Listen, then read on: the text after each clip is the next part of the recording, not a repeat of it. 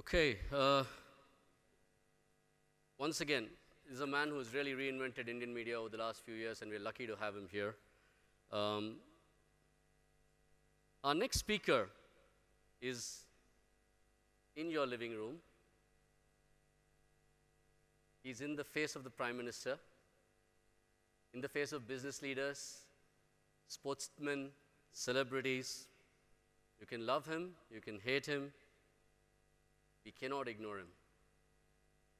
So today, this nation, Singapore wants to know, who is he? Arnab the man.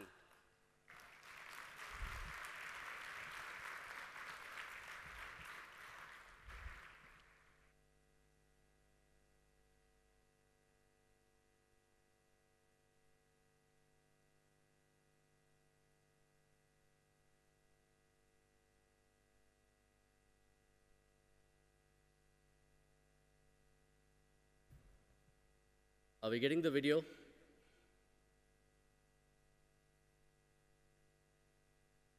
Okay, I think let's just go. We don't need the video because we know who the man is, so we'll just go with the man. Okay, thank you. Thank you very much. You know, I always tell myself I won't get shocked anymore with the things I hear nowadays. But Uday Shankar has shocked me. Uday, many people have said many things about me. Where are you, Uday?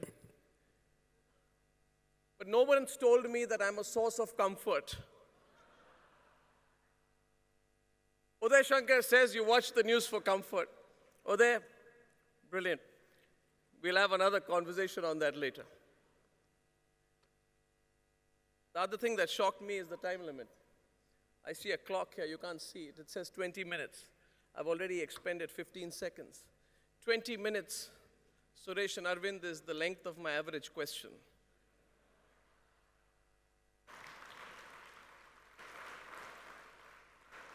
But I'll try. I'll try. See, no one gave me a hope in hell when I left Delhi, Lutyens Delhi, and came to Mumbai to start a news channel. They said, who needs another news channel? There are too many news channels in this country.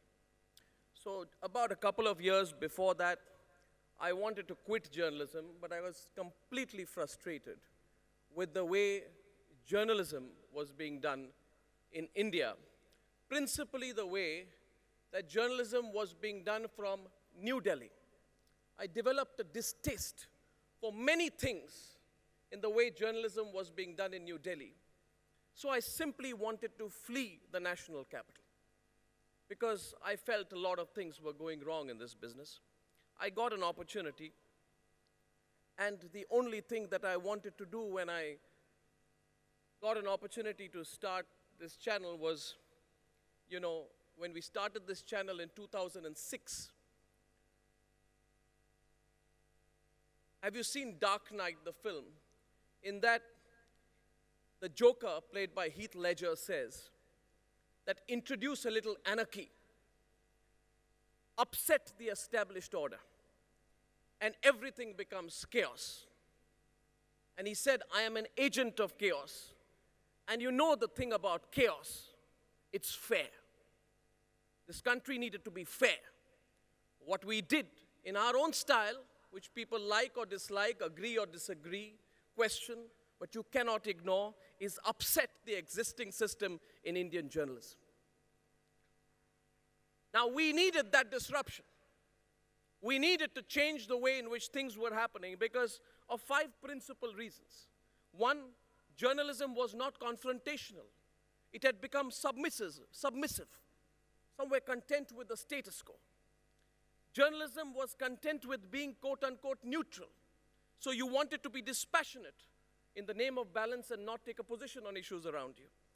Journalism had become like the gazetteer of India was in the 18th century, merely a source of information, not ensuring any social impact. Journalism was also significantly detached from people's issues, the day-to-day challenges that millions of Indians face. I can tell you, Lutyens Delhi was not caring about it. But most importantly, journalism missed the strong element of activism and dissent that significantly today drives the profession. And I see that activism and dissent everywhere. And we see ourselves as force multipliers for that activism and dissent. So let me ask you a couple of questions. We had a journalism of 2010 and let's say 2000 and a journalism of 2015. If I take away a few things from what we reported here at Times Now, would we be a better country or would we be a worse country? Would we be a better country or would we be a worse country had we not uncovered 2G, CWG, Devas, ISRO, Aircel Maxis, Kargil for profit? If we'd not asked those questions about those camps in the period between June 2010 and January 2011, would we be a better country or a worse country? Would we be a better country or a worse country if we had not made a big deal about the Muzaffarnagar riots? Would we be a better country or a worse country if for 1 month non-stop we had not asked questions about a person who is a fugitive in London called Lalit Modi and his dealings with the Indian establishment? Would we be a better country or a worse country if we had not questioned why celebrating a grand festival graced by Bollywood's biggest stars in sci-fi in Uttar Pradesh at a time when Muzaffarnagar riot victims were dying in the bitter cold 2 years back, would we be a better country or a worse country? Would we be a better country or a worse country if with absolute neutrality we had not questioned why women are not allowed inside the Haji Ali shrine? Would we be a better country or a worse country if we had not asked why women are not allowed into the sanctum sanctorum of the Shani Shignapur shrine? These questions I put to you today. So many people ask us, well, it's a good thing that you're doing, but why do you do it this way? Is there not a different way of doing things? Can't you speak normally?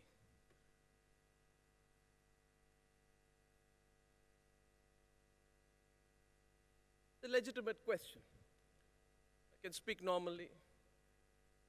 We can be nice and polite, preface questions. But then, you know, all these stories that I narrated to you, ladies and gentlemen, have been reported for decades. It's not the first time that we've done it at Times Now. But they've been reported in page 11 single column of a newspaper somewhere. If I was the editor of a newspaper today, I would put it as a 8 or possibly 12 column headline in the front page, followed by wallpaper coverage in every page. But that doesn't happen in our media industry because we don't want to say things assertively. When we say things assertively, we know that we're going to upset some people. And there are a lot of people in Delhi who don't have the courage or the guts to say things assertively. And because they can't say things assertively, they say that we shout. When I end my 20 minutes today, I will tell you why I shout. And this is the first time I'm saying it. My first point to you is from a story in Uttar Pradesh in Lakhimpur Kheri from a place called Banda. All of you heard about Nirbhaya, but you did not hear about Banda. In Banda in Uttar Pradesh, a 16-year-old girl was raped by the ruling party MLA. He was from the Bahujan Samaj Party. The girl had the gumption to go to a police station to complain against the MLA. The police station SHO called the MLA's brother and put the girl in lockup. When they put the girl in lockup, the girl was lying in lockup for a week. So she was, all kinds of charges of theft and other charges were put against her. And the story somewhere died down. Around the winter, 1 year before, about the winter of 2011 or 2012, the story got reported. And after Times Now picked it up, 30 to 40 OB vans landed in Banda. And eventually, out of incredible media pressure, the MLA who had raped this girl, who had gone absconding, was caught. The story doesn't end there. The girl who came out felt so empowered as a 16-year-old that she formed her own group, which is called the Nagin Group. And they dress in black, and they go from village to village, liberating young women who are subjects of sexual exploitation in the way that this girl had faced.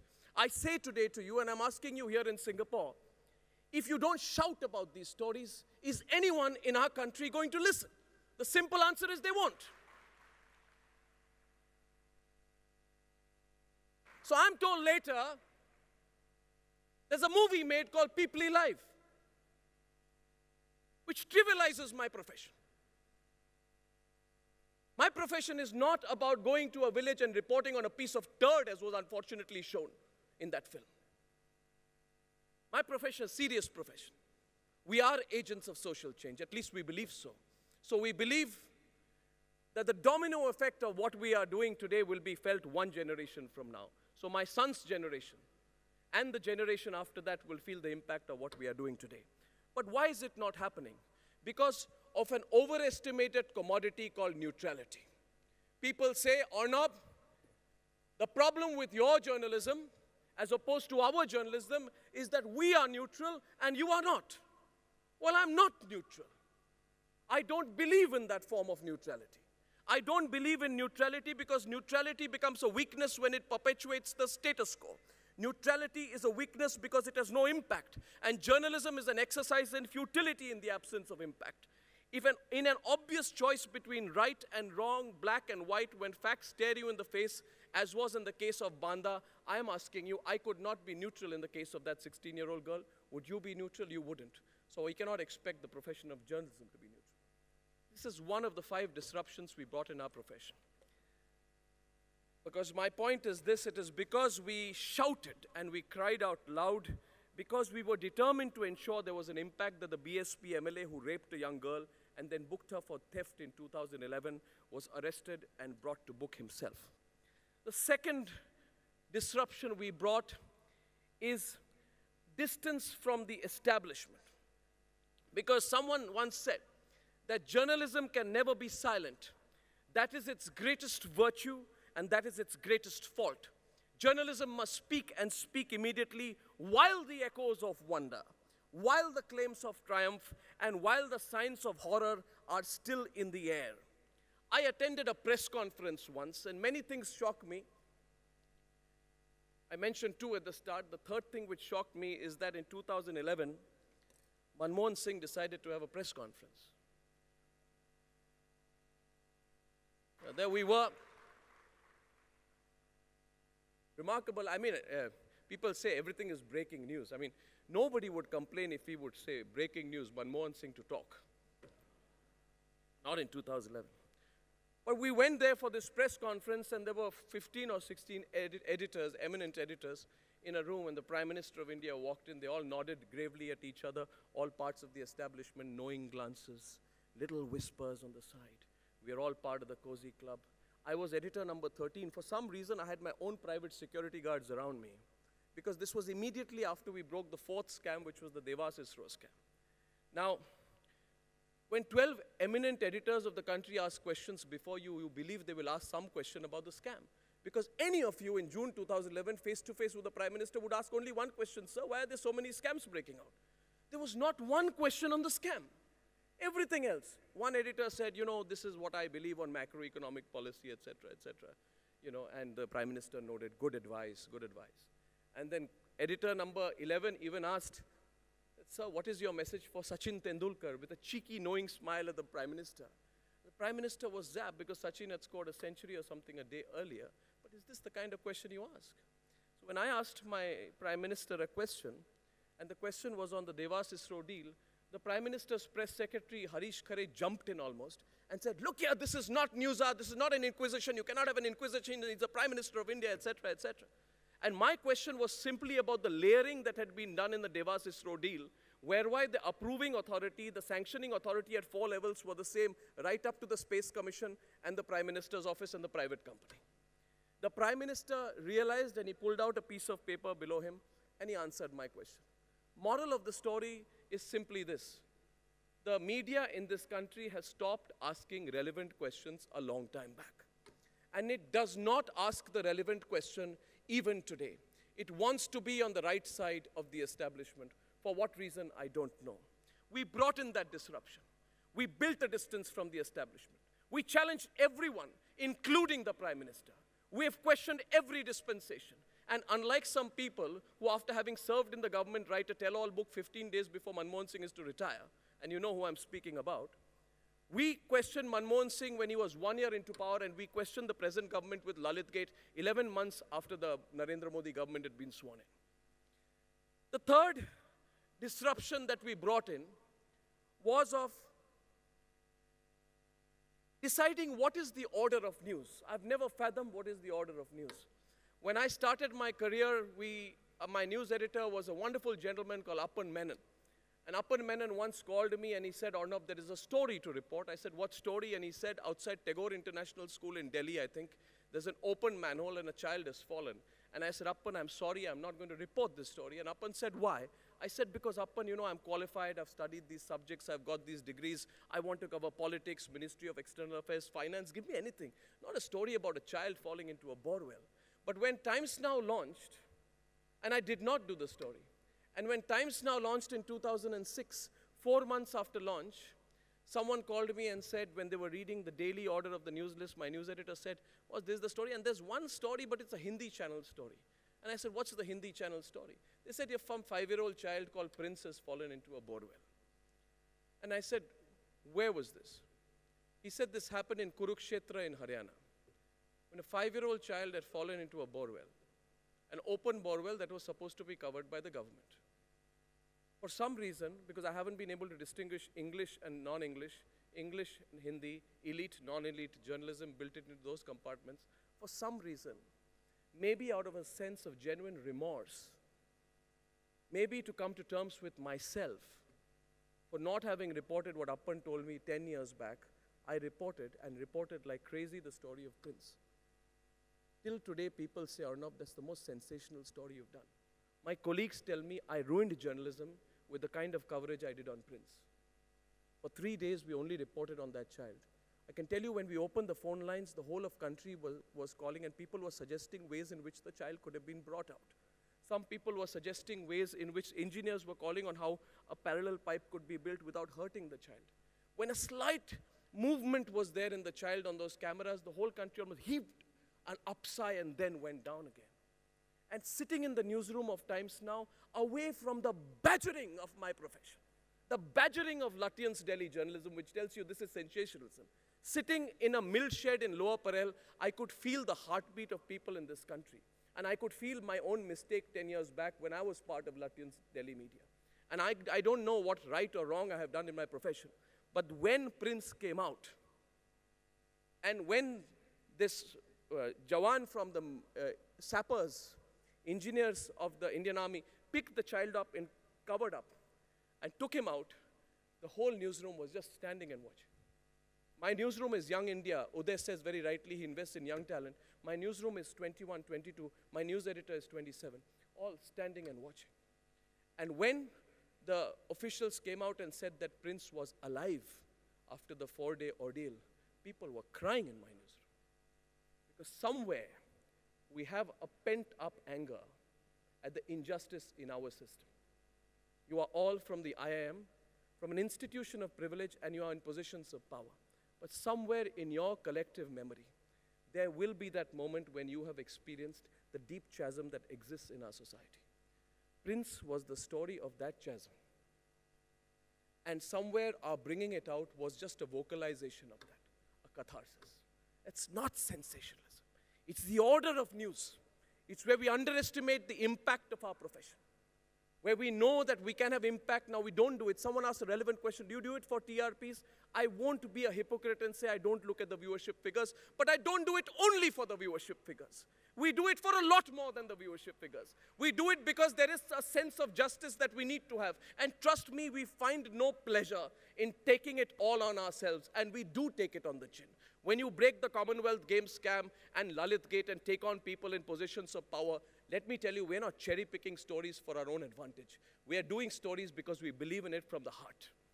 And I have made mistakes in deciding the order of news, so I'll just tell you the fourth thing, and I don't know, they've stopped the clock because they've given up on me.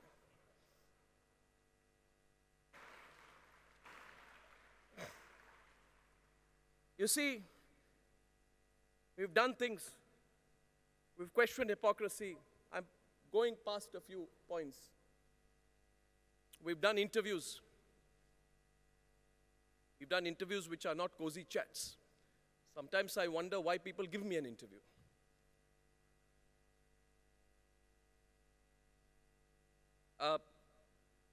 Sanjay Dutt was being released. Now, he finally got released, but for the last 6 years, he's been in and out and in and out and in and out. I never understood our obsession with Sanjay Dutt. He's not even at the top.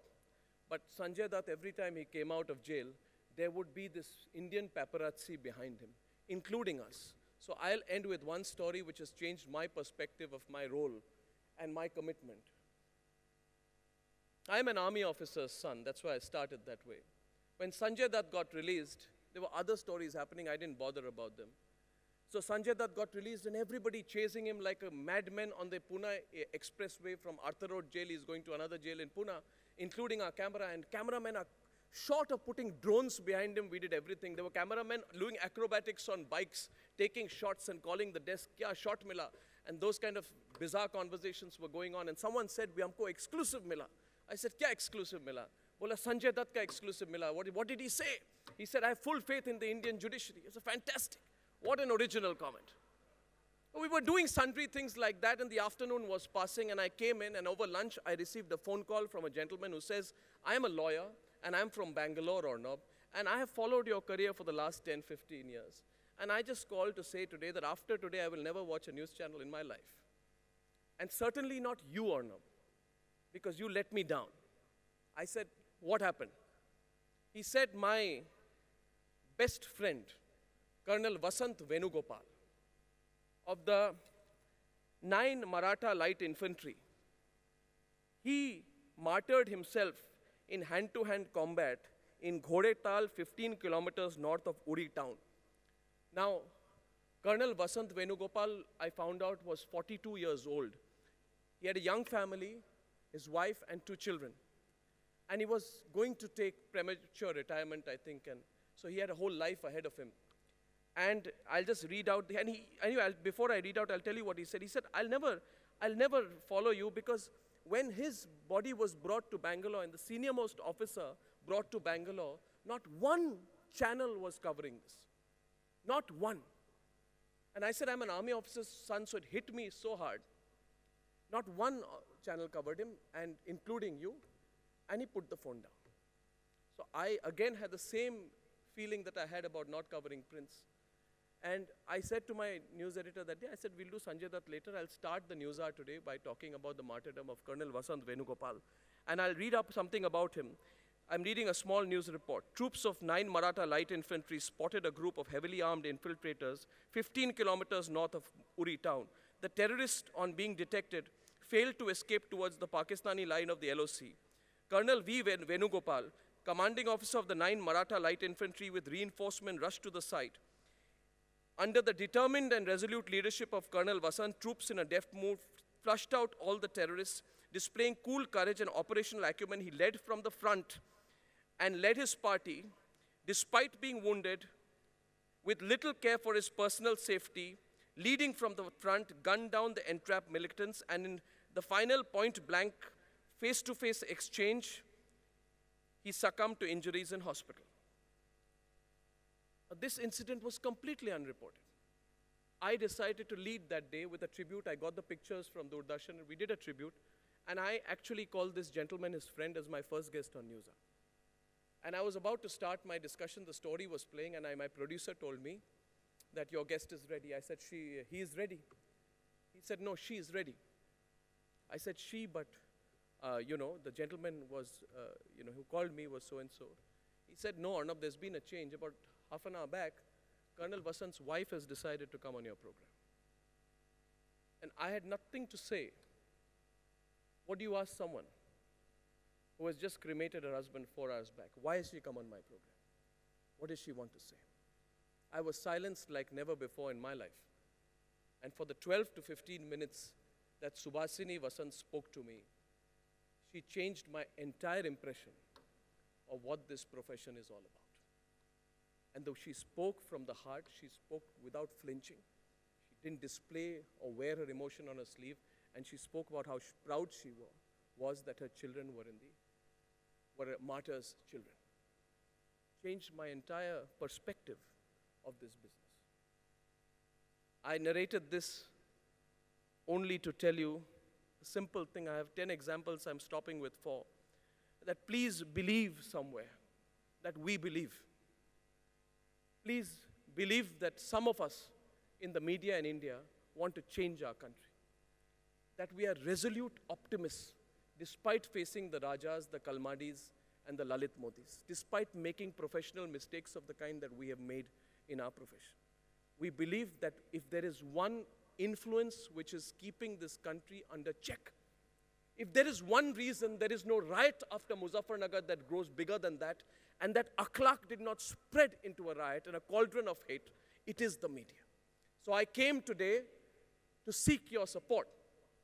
And I wish and I hope and I believe that I have your support when I go back for what we are trying to do in our own country. Our form may not be correct. Our questions may be long. Our tone may be too confrontational sometimes, but our heart is absolutely pure. Thank you very much. Thank you. Thank you very much, Arnab. Ladies and gentlemen, we're supposed to end at 3, but with your permission, I'm going to cut into the tea break for about 7 or 8 minutes. I think we have the opportunity to actually have a great dialogue with Arnab. So there are so many questions that have come that I'm going to take that liberty, please. Arnab, thank you. I think everyone saw a different side of you. I'm going to start with the more personal questions. There are questions on the news and the media, and you've addressed some of that. And I'm actually going to start with a very, very personal question. Do you have any friends? I have a few. I do have a few, yeah. College friends mostly. Yeah. And there's a concomitant question with that. Is the Arnab that we see on television, the stories and the causes that you fight, is it the same person? Is there a different Arnab? Arnab Unplugged, is he a different person? And I'm not constantly in that mode. You know, I gave an interview recently where I said I can debate in my sleep. It was made a headline. Someone took it seriously. No, you see, yeah, I guess it's the same, yeah. When you go to a dinner, to a cocktail, you're not doing this. Yeah, if you want me to, I will. If, do you want a live exhibition tonight? We're going to try. So people take him up on this challenge on this one. No, see, I have, for several reasons, some to do with my own sense of learning who I am and my own strength, because I was never a good student. I was never good at anything. The only thing I was good at was arguing and debating from class 6. And so I felt... Let me stop you there. Let me stop you there. Just kidding. So, and later in college, debating was a way to, earn money. Every time you earned a debate in Delhi University, you would get 500 rupees. So, it would sustain us through college. So it's something we enjoy. And you see, I don't like these convivial discussions with 5 people sitting around and, oh, but we all agree the environment must be improved. Oh, we all agree terrorism is bad. I mean, what's the point of this form of agreement? If it's all going to be consensual, you'll never get any strong views. So this debate format is not fake. It's actually what this country requires. So one of the questions is, despite the grilling that you put people through, what inspires them to come on your show when they know they're going to get beaten up? It's a very good question. But I think they enjoy it. And I think they like getting provoked with the right question. I mean, some people have given me interviews later and gone on to regret it, but then they've given me the interview, and I've never wondered. I've always tried to ask myself, why did the person give me an interview? I mean, I went hammer and tongs after N. Srinivasan in the IPL1 scam, and he ended up giving me the interview. And then during the interview, he tried to walk out twice. And then I called him and I said, sir, is everything okay with you? Because first of all, I busted your case. I went after your son-in-law. You've called me for an interview. You're walking out twice, but you're coming back. So why are you coming back, Mr. Srinivasan? And, we never came to a conclusion on why he was coming back. But, I think he wanted a sense of finality on the episode. But whatever. It's interesting. So there's a couple of other questions, and I think they're all talking about, do we need to be aggressive? And I think to some extent you have answered that in your thing, that unless you shout, you can't get anywhere in India. But there's also a couple of, there are so many questions out here that I'm trying to find the right ones to ask you. You can if you just want me to keep talking, I can. I'm sure. But there's an interesting one about the conflict of interest between, news channels and the bias in reporting. And, the Times of India itself famously talks about the fact that, that it's a business first, and, journalism is a business first. So what's your take on that as a news person? No, journalism is a business in the sense that you have to pay the salaries of your journalists. So obviously you have to be, running business. I mean, that's okay. But But do there you is no cover compromise in without- my, I can't talk about No, but do others. you really No, cover there is, without there fear or is, favor? there is no compromise in my journalism. The day I compromise a little bit, I will quit this profession. I am not in this profession for adulation, making money or signing autographs. I'm doing it because I believe in it, and I don't think anyone would have the courage to if tell you're- me what to do. Arnab, let me. I'm too polite. I have to say let me, right? I can't be him, but let me. Do you really, I mean, if the owner of the Times called you and said you cannot carry the story, It hasn't been done yet. and you're saying that your profession is more important? I will always be true 100% to my profession. Only to my profession. And there is, I'm telling you this, Suresh, I mean it, Suresh. Why do people, I mean, at the end of the day, people are advertising on our channel. Why are they? Because we are being watched, right? Not because we are doing things for a motivated party. I don't believe in editorial sellouts, so let's be very direct. Don't be nuanced with me. Ask me whether I've sold myself out. I've not sold myself out. Given my track record, I'm unlikely to. And I think that we can do great things for the Indian media without selling out, because I think that's a cop-out. If you do that, you shouldn't have entered the profession in the first place. Thank you. And like I said, I think many people have seen a very different side of you and what motivates you. There's an interesting question out here. How did you feel after Rahul Gandhi's interview? I felt good. And I was asked also by them that, well, how do you think it went? And I said, I think it went well. It went well for me. And I guess that is also the answer to the question, which has been the easiest interview and the one you've most enjoyed. It's all different. One last thing, Arnab. When you go back and you say that, you've done this stuff, can you just give us a moment when you went back home a night after you did an interview, after you did a story, and you said, tonight I felt I was true to my profession? I had Lalit Gate for me for 3 weeks before I broke the story. And people told us that you went hard after the Congress government, but you will never be able to take on any BJP guys. I mean, that's essentially the long and short of it. I had the Lalit Gate story for me 3 weeks. And for 3 weeks, I was trying to get a confirmation, Suresh, because, essentially, if you do a story like that in which you're going after the foreign minister and a couple of people, that if the story ends up being factually incorrect to a little bit also, so, you'll end up in a difficult spot. So I don't know what happened, but I called my office at about 11:30 on Saturday night, and I said that, what is the quickest you can get to the PCR? I don't know what happened. I said, when is the quickest you can get to the production control room? So we fathomed that everybody was having a late Saturday night. They said, boss, by 9 o'clock we'll be up on a Sunday. I said, okay, 9 o'clock we will break the story. At 12:30 I gave the lines. At 2 o'clock we gave the story for edit. The story was edited by about 6 o'clock. And I just drove into office and I broke the story. The apprehension does not happen at night. The apprehension happens between the time you fire a story like that and the reaction. Because what if the whole world comes and tells you that you are wrong? Because let me tell you, sometimes my biggest critics are people in my own profession themselves. Every time I've done a story that is good and impactful, my own people in my profession have wanted to prove me wrong. Like when I broke Commonwealth Games scam, the country's top editors went to Suresh Kalmadi and told him, "Isko abhi chodo mat." I know that kind of advice was given, which is why he threatened to file a lawsuit against us. Now the fact is, at 9 o'clock we broke the story, about 9:10. At 9:25, we got a confirmation from guess who? From Sushma Swaraj, because she put out a statement accepting it. She said, she tried to justify it, but in essence, she accepted the basic substance of the transaction between her and Lalit Modi. And at 9:25, I said, wow, this is the best day in my life because I've got a confirmation from the person who I'm questioning. So there are those moments of apprehension and self-doubt. But if you do your stories well and if you do them with some modicum of research, you don't often get it wrong. I mean, I've been okay. I've been lucky so far.